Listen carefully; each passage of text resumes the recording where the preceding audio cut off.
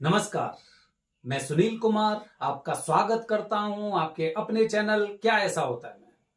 दोस्तों सोचिए, अगर किसी इंसान की स्थिति परिस्थिति बहुत ज्यादा खराब चल रही हो, उस पर कुछ इस तरह के संकट हो कि उसे ना हर प्रकार का ट्रीटमेंट लेकर हर प्रकार की पूजा करने के बाद भी उसके जीवन में कुछ अच्छा नहीं हो रहा है, और इतने में अगर उस इंसान से कोई कह दे कि आपके ऊपर पितृदोष है, खतरनाक वाला पितृदोष है, या फिर इस तरह का पितृदोष है, तो उस इंसान पर क्या गुजरेगी।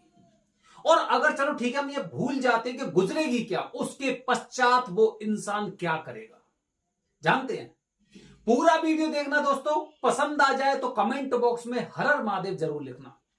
दोस्तों आज का समय ऐसा चल रहा है जिसे एआई का समय बोलते हैं। एआई मतलब आर्टिफिशियल इंटेलिजेंसी, जिसके द्वारा मतलब बहुत ऐसी जानकारी आप बड़े आराम से गूगल के द्वारा निकाल सकते हैं, जो शायद काफी लोगों को जानकारी उसके बारे में नहीं हो।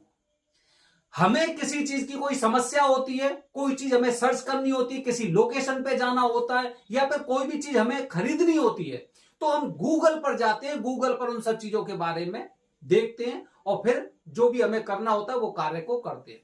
इसी तरह से जिन लोगों को बताया जाता है कि इनकी कुंडली में पितृदोष है या फिर इन पर पितृदोष का साया है, तो ये सबसे पहले गूगल पर जाते हैं, और गूगल पर जाने के पश्चात जो भी जानकारी इनको मिलती है, क्योंकि प्रॉपर जानकारी नहीं मिल सकती।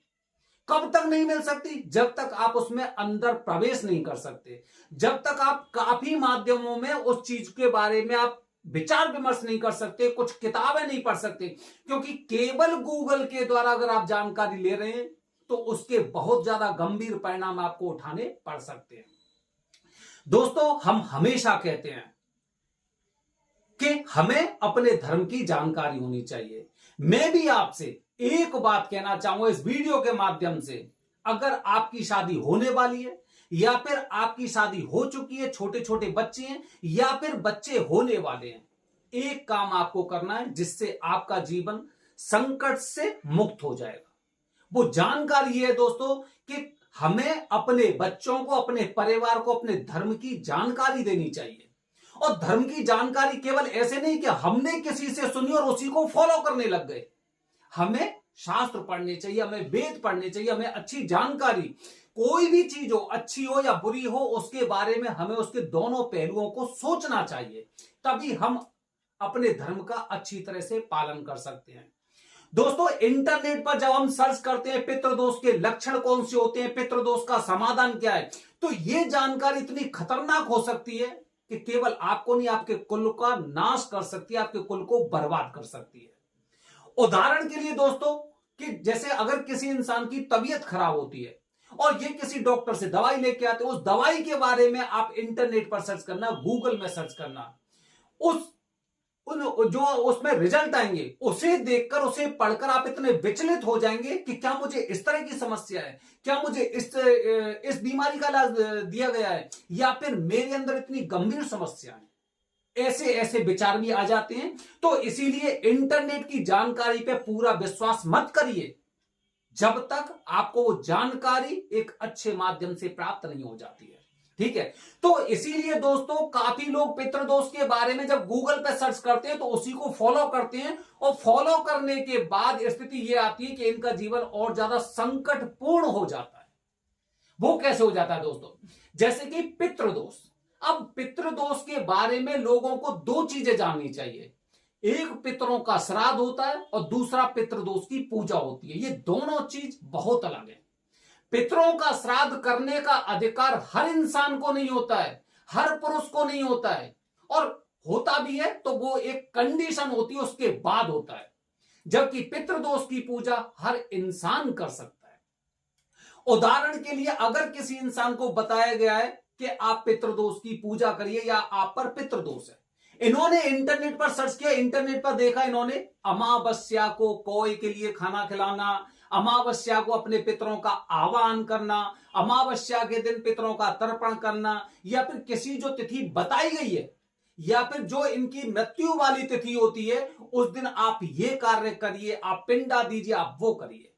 लेकिन लेकिन दोस्तों क्या है कि गलती हम कहां पे कर जाते हैं, गलती हम यहां पे कर जाते हैं कि क्या आप उसके अधिकारी हो या नहीं हो, आपको उसका अधिकार है कि नहीं है। पितृदोष नहीं, पितरों का श्राद्ध, जिसे संवत्सरी श्राद्ध बोलते हैं। आने वाले वीडियो में आपको बताऊंगा दो तरह के श्राद्ध होते हैं, एक संवत्सरी श्राद्ध होता है, एक महालय श्राद्ध होता है, महालय बोला जाता है जिसे, ठीक है। तो अब दोस्तों पितरों का श्राद्ध, पितरों के श्राद्ध में हम अपने जितने तरह के पितर होते हैं, जितने भी पितर होते हैं, उन सबका आह्वान करते हैं तर्पण के लिए और पिंडदान के लिए। पितर हमारे कौन कौन से हो सकते हैं? पितर हमारे दादा हो सकते हैं, बाबा परदादा, दादी, नाना नानी, मामा फूफा, ये सारे के सारे पितर होते हैं। ऐसा मत सोचिए कि नाना का परिवार या बुआ का परिवार जो आपके पितर नहीं हो सकते, वो भी पितर होंगे जो इस धरती पर मौजूद नहीं है, ठीक है। तो जब भी हम पितरों का श्राद्ध करते हैं तो पितरों का श्राद्ध हम लोग उसमें अपने पूर्वजों का आह्वान करते हैं, उनका नाम लेते हैं और उनके नाम से हम पिंडा देते हैं। जबकि पितृदोष की पूजा में किन्हीं भी पितरों का नाम नहीं लिया जाता। चाहे आप पितृदोष की नारायण नागवली की पूजा करिए जो 3 दिन की पूजा होती है, या फिर आप 1 दिन का पितृदोष करिए, या फिर आप त्रिपिंडी श्राद्ध करिए, इसमें पितरों का आवाहन नहीं होता है। इसीलिए हर इंसान इस पूजा को कर सकता है, हर पुरुष इस पूजा को कर सकता है। और पितरों का श्राद्ध वो इंसान नहीं कर सकता जिसके पिताजी मौजूद है।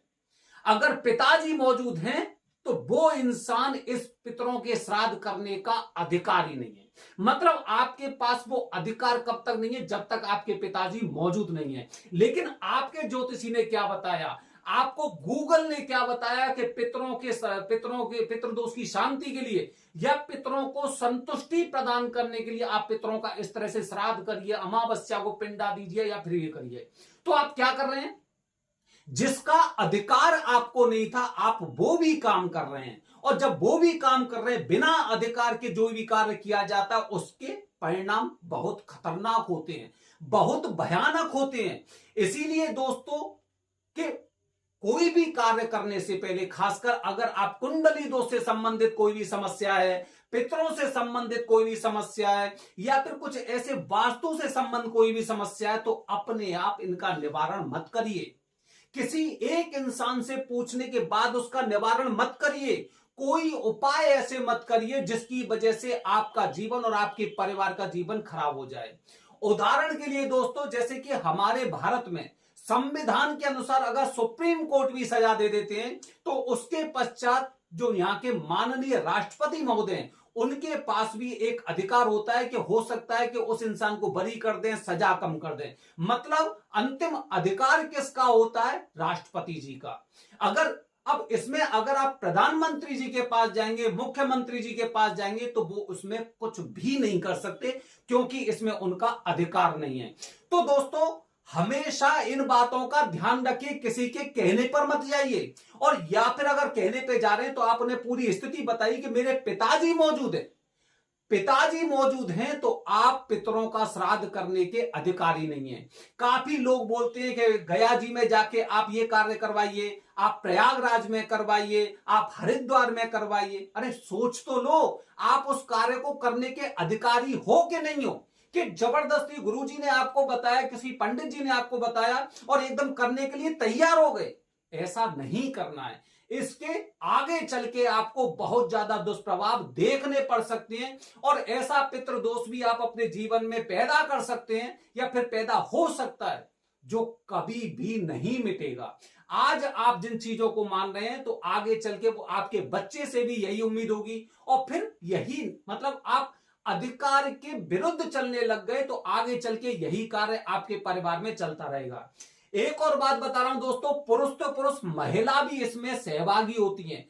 महिलाएं ज्यादातर YouTube का चैनल देखती हैं और अलग अलग चक्करों में फंस जाती हैं, जिसकी वजह से स्वतः ही ये अपने पितरों के लिए कुछ पिंडा निकालना, कौए वगैरह के लिए कुछ करना या फिर अपने पितरों का स्मरण करना, तर्पण करवाना, ये खुद करने लग जाती हैं।